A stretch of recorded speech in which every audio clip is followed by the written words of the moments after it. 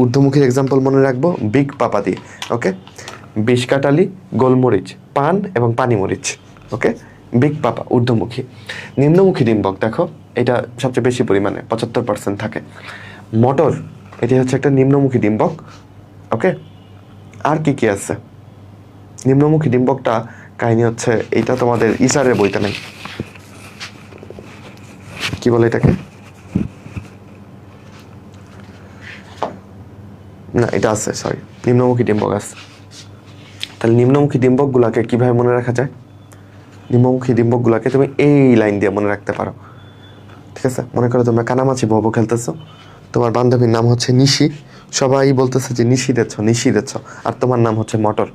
ঠিক আছে, সবাই কি বলতেছে? নিশি দেছ মটর, নিশি রে ছয় দিতে বলতেছে, তুমি একটা মটর। নি দিয়ে নিম্নমুখী ডিম্বক, সি দিয়ে শিম, রে দিয়ে রেরি, ছ দিয়ে ছোলা, মটর দিয়ে মটর। এগুলো হচ্ছে নিম্নমুখী ডিম্বকের উদাহরণ। মুখটা, রন্ধ্রটা নিচের দিকে থাকবে ডিম্বকের। পারা যাবে বাচ্চারা? ওকে, তাহলে বিগ পাপা মাথা উঁচু করে থাকবে।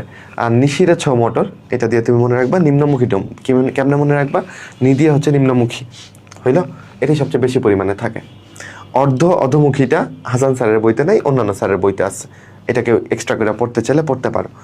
বক্রমুখী, আচ্ছা সকালবেলা যখন তুমি ঘুম থেকে উঠো তখন তোমার মুখটা কেমন হয়ে থাকে? তুমি কি উঠেই হাসা শুরু করো, নাকি মুখটা একটু বাঁকায় রাখো? বলো।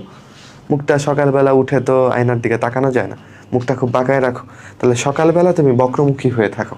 তাহলে সকাল দিয়ে বক্রমুখীটা মনে রাখা যায়। স দিয়ে সরিষা, কাল দিয়ে কালকাসুন্দা। ঠিক আছে, তাহলে বিগ পাপা হচ্ছে ঊর্ধ্বমুখী, নিশিরেছ নিম্নমুখী, সকালবেলা বক্রমুখী। আর পার্শ্বমুখীকে মনে রাখবো একটু খুব দিয়ে, খু দিয়ে খুদিপানা, প দিয়ে হচ্ছে পপি। ওকে, খুদিপানা এবং পপি, এই হচ্ছে পার্শ্বমুখী। পারা গেল? ডিম্বকের এক্সাম্পলগুলো আমরা একটু শিখে নিলাম পাশাপাশি। আচ্ছা।